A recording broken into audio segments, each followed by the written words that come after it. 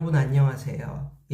즐거운 금요일 밤입니다. 금요일 밤이면 왠지 좋지 않습니까?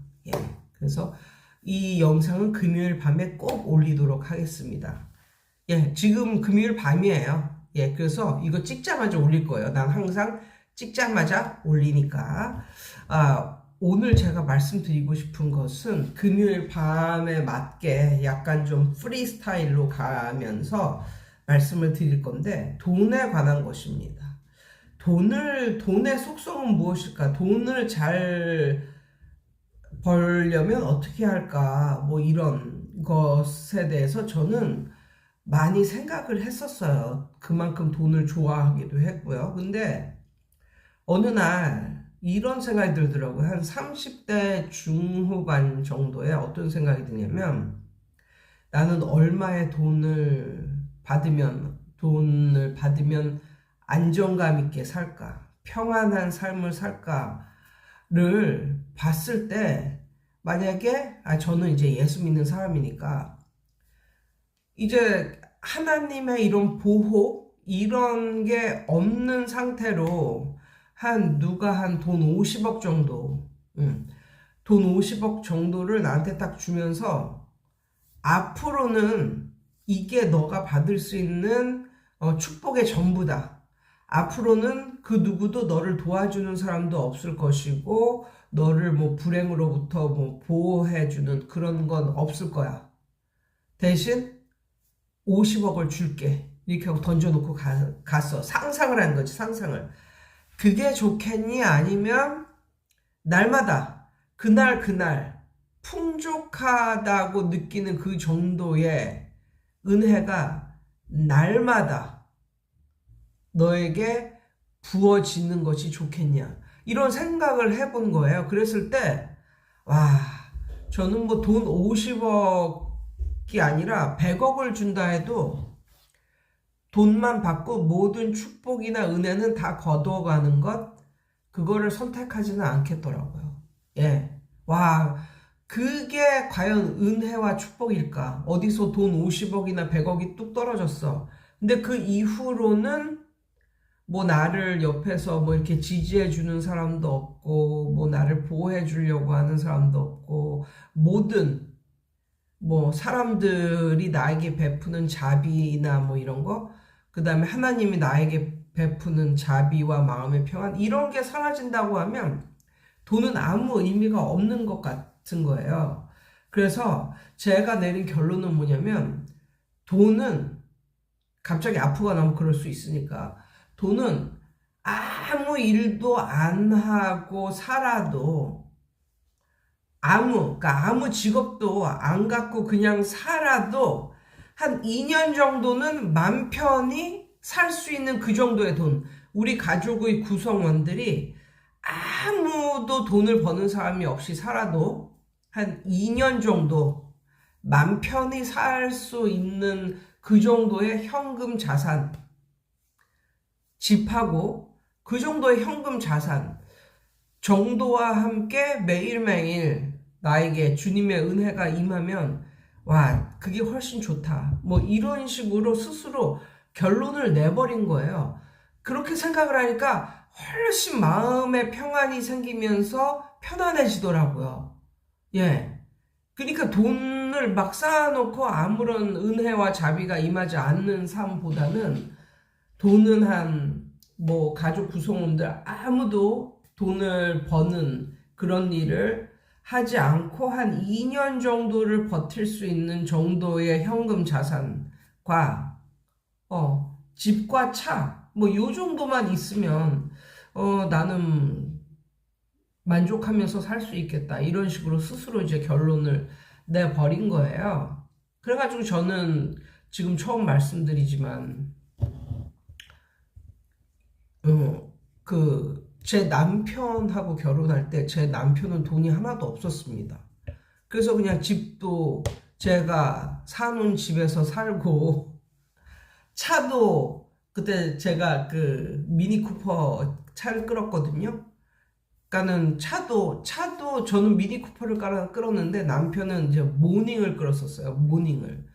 그런데 이제 결혼하고 나서 차를 이제 바꿔줬죠. 이 SUV로.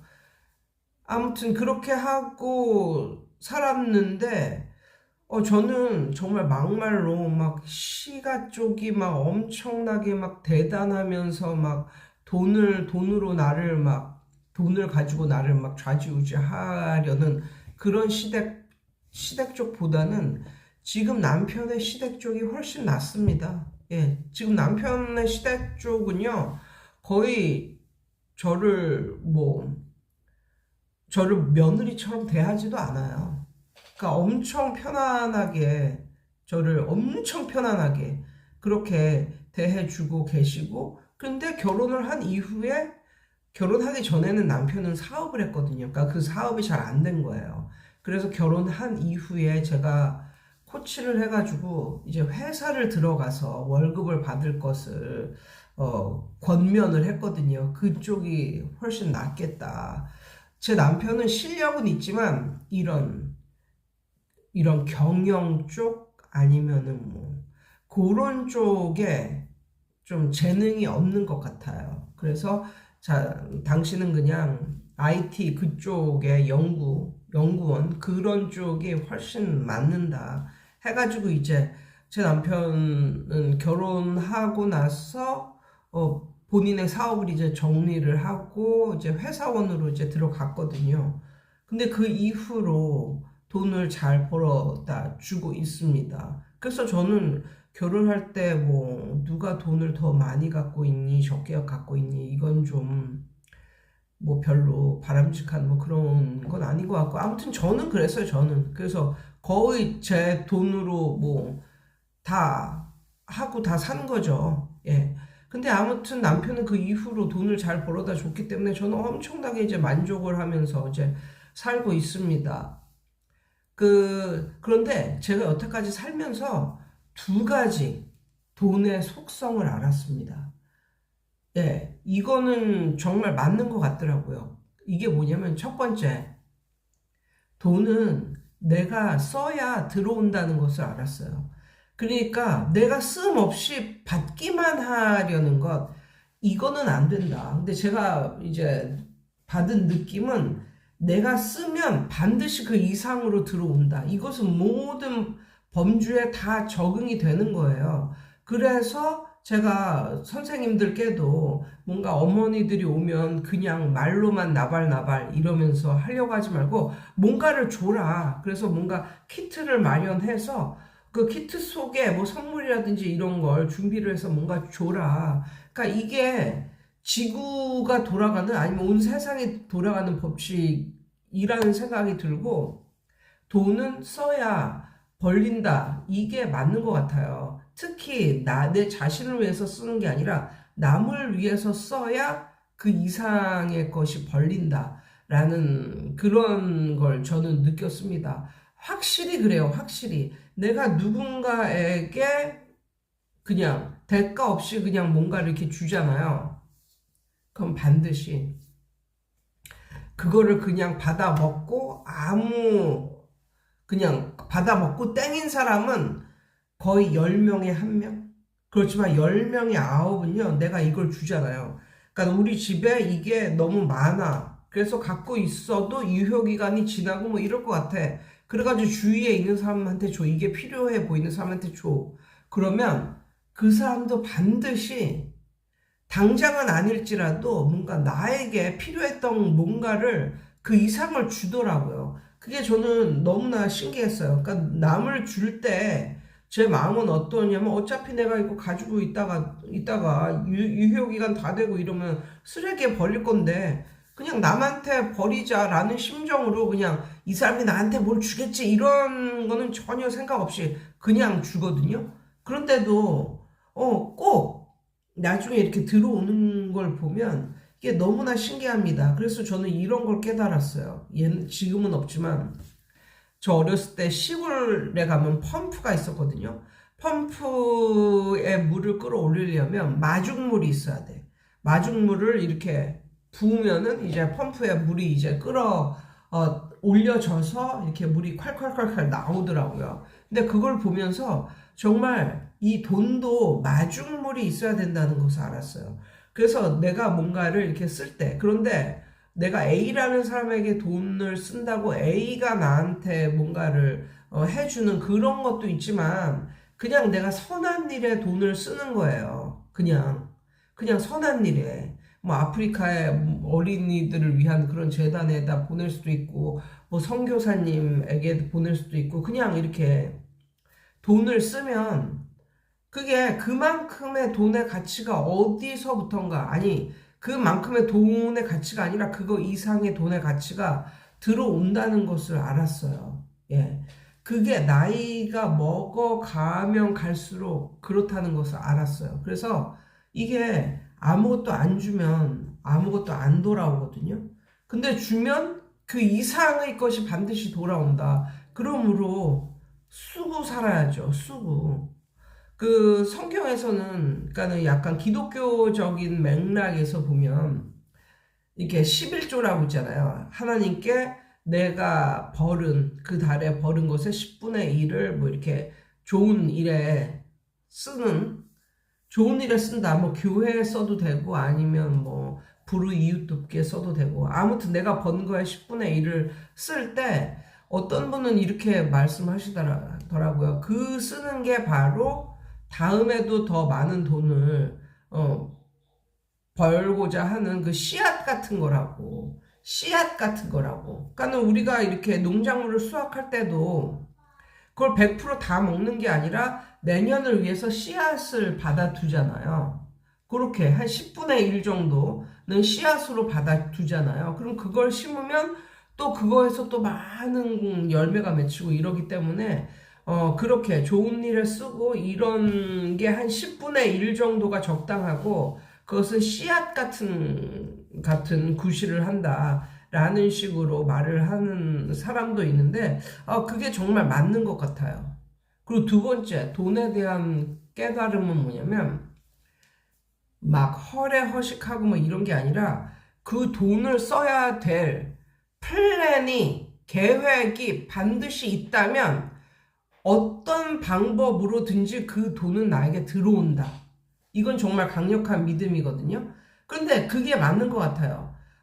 작년에 제 남편이 그동안 다녔던 직장을 그만두고 한 2달인가 정도 쉬었어요. 그리고 이제 새로운 직장에 이제 들어갔거든요. 근데 새로운 직장은 옛날에 다녔던 직장보다 훨씬 좋은 직장이었어요. 그리고 무엇보다도 좋은 게 옛날에 다녔던 직장보다도 훨씬 더 많이 쉬게 해주는 직장이었어요. 이것도 굉장히 좋더라고요. 제 남편 직장은 이번에 설날이 있었잖아요. 설날 전날부터 쉬었어요. 목요일서부터 쉬었어요. 그게 전 너무나 좋더라고요. 돈도 많이 주는데 쉬기도 많이 쉬게 해줘. 그런데 이제 남편이 면접만 3번 봤나 뭐 이랬는데, 거기서 일하는 분이 남편한테 그랬답니다. 노는 건 공무원보다도 많이 논다고, 이 회사가. 그래서 전 너무 좋았고, 그래서 그 회사에 남편이 입사하면 너무나 좋겠다 뭐 이렇게 싶었는데, 그래서 맨날 이제 기도를 하고 그랬는데, 아는 교회의 자매가, 제 친구죠. 그 친구가 그러더라고요. 붙을 거다. 남편은 그 회사에 들어갈 거다. 이렇게 말을 하는 거예요. 그래서 왜? 그랬더니 하는 말이, 너네는 벌써 애도 어리기 때문에 애를 키워야 되고, 애를 잘 키워내야 하는 애들이 2명이나 있고, 이렇기 때문에 걔네를 위해서라도 돈은 벌리는 쪽으로 갈 것이다. 돈은 벌게 해줄 것이다. 왜냐하면 써야 할 출처가 있잖아요. 이 애들을 키우기 위해서 돈을 쓰는 거잖아요. 써야 할 출처가 딱 정해져 있기 때문에, 써야 할 플랜이 정해져 있기 때문에 반드시 남편은 그 직장에 들어갈 것이다 라고 말을 해주더라고요. 그래서 와, 진짜 그럴까? 뭐 이랬는데 정말 그렇게 되더라고요. 그리고 이것뿐만 아니라 우리 조상들도 예전에 먼저 깨달은 것 같아요. 뭘 깨달았냐면, 사람은 사람은 자식을 낳으면 자식들이 먹을 거는 그 자식들이 가지고 태어난다. 라는 말을 옛날 사람들은 했었거든요. 근데 지금 사람들은 그렇게 말 안 하잖아요. 자식 한 명 키우는데 4억이 들어가는데 그걸 어떻게 내가 하냐 뭐 이런 식으로 말을 하는데 옛날 조상들은 그랬거든요. 애가 태어나면 자기가 먹을 건 자기가 갖고 태어난다. 뭐 이런 식으로 말을 했거든요. 근데 보면 정말 극단적으로 따져서 결혼을 한 사람들과 그냥 끝까지 싱글로 남는 사람들을 이렇게 비교해 볼 때, 이렇게 비교를 해 볼 때, 뭐 그걸 막 크게 뭐 수치상으로 막 연구를 하고 그런 건 아니지만, 제가 주위를 이렇게 볼 때는요, 가족을 이룬 사람들이, 그러니까 자식을 낳고, 자식도 낳고, 이렇게 가족을 이루고, 가정을 이룬 사람들이 싱글로 사는 사람들보다는 더 많은 자산을 보유하고 있는 것 같아요. 제가 봤을 때는. 뭐, 그게 왜 그런 걸까요? 그러니까 그냥 계산적으로 따지면 자식을 낳으면은 자식이 먹는 것도 더 먹고, 뭐, 자식한테 돈이 나가는 것도 더 나가고 막 이러는데, 이런 게 사실인데, 사람들 이렇게 사는 거 보면, 긴 세월 동안 이렇게 지켜보고, 주위 사람들 사는 거 보면, 애를 낳고 사는 사람들이 어쨌거나 저쨌거나, 뭐 요즘에는 혜택을 많이 받아서 그럴 수도 있겠지만, 아무튼 더 잘 사는 것 같은 뭐 이런 느낌? 그래서 어떤 계획, 그 돈을 쓰는 것에 대한 계획이 이미 정해져 있으면 반드시 그 계획에 맞게 돈은 벌린다. 뭐, 요런 것을 저는 깨달았습니다. 그러니까 그런 걸 많이 깨달았어요. 주위에 또 이렇게 보면 어떤 집을 사고 싶어. 근데 내가 지금 갖고 있는 돈은 그 집을 사기 위한 뭐 계약금? 그 정도만 있어. 그런데 어떤 부부가 어떤 집을 사고 싶어. 계약금이나 아니면 계약금 플러스 한 10% 정도의 돈 정도밖에 없어. 그런데 그 사람들은 그 집에서 살고 싶고 꿈을 꾸고 이래. 그럼 어쨌거나 10% 20% 정도의 돈을 가지고 계약금을 걸고 뭐 중도금을 걸고 뭐 이런 사람들이 결국은 그 집을 쟁취하더라. 뭐 요런 것도 많이 받고 아무튼 돈을 막 갑자기 돈이 없어지는 사람들을 보면요. 별로 쓸 데도 없는데 축적하는 사람들. 별로 그 돈을 가지고 이거를 어디에다 쓰겠다라는 계획도 없는데, 마땅히 쓸 데도 없는데, 괜히 그 돈을 축적하는 사람들 있잖아요.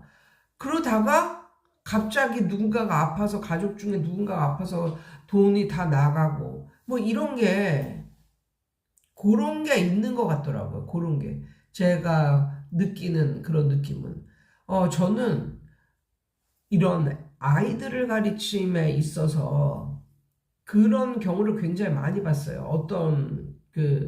어떤 집사님이 있는데, 집이 너무 이제 가난하게 이제 이렇게 사는 거야. 한 달 한 달 사는 뭐 이런 건데, 아들이 이제 좋은 대학에 붙었단 말이에요.